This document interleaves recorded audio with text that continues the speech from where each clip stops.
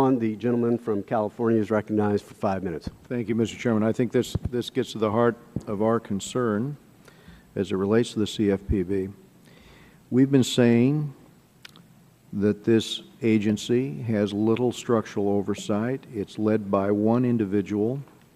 It has a budget totally independent of Congress. The entity mentioned here, the Fed, by the gentleman from Massachusetts, and I assume the OCC subsequently to this, these agencies are responsible for ensuring our financial system remains solvent. So the difference here is that their mission is different. Their mission is the prudential one. One can question whether they were up to the task during the crisis, but one cannot question the importance of maintaining independent outfits responsible for safety and soundness in the institution here. This argument was also used during the reform of the agency, previously known to us here as OFAO and now FHFA.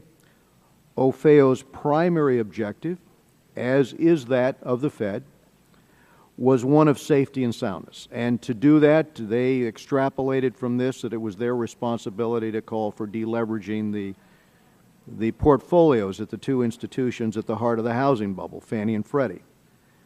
Those two institutions had massive lobbying arms, and OFAO was a weak, captive regulator. It was clear that Congress would intervene to prevent OFAO from taking meaningful action in order to deleverage the GSEs, hence the need for a stronger independent regulator. One can extrapolate from that example to today.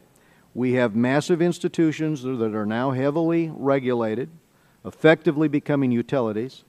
It is not hard to think, given their size, given their influence in the economy, that groups will be as interested in seeing them curry favor as we saw in the past, as we saw with Fannie and Freddie.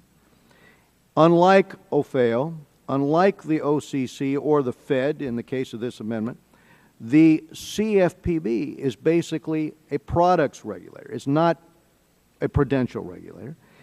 It does not look at this from the standpoint of safety and soundness. It has a very significant budget.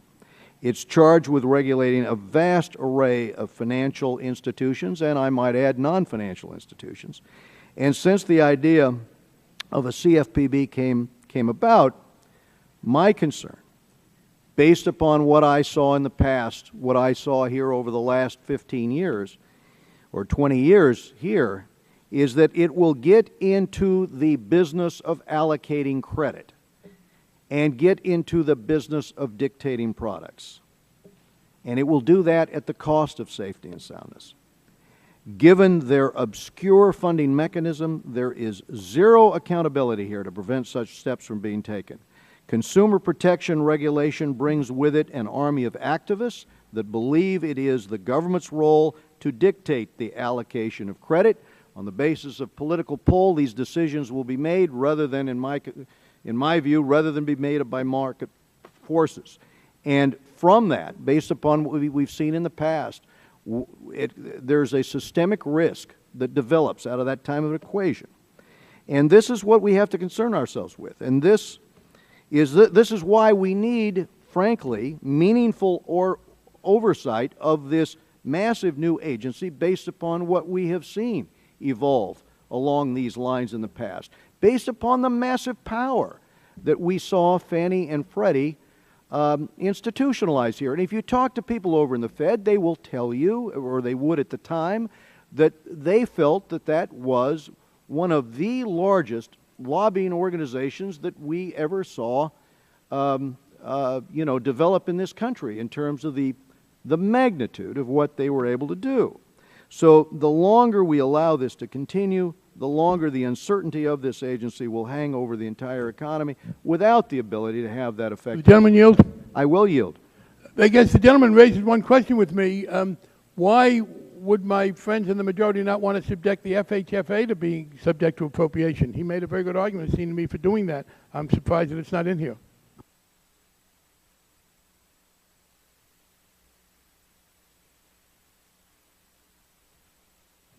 That was a question.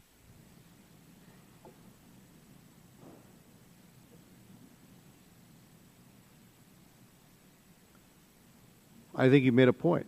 I'm considering that point. A pregnant pause. Time of the gentleman has expired.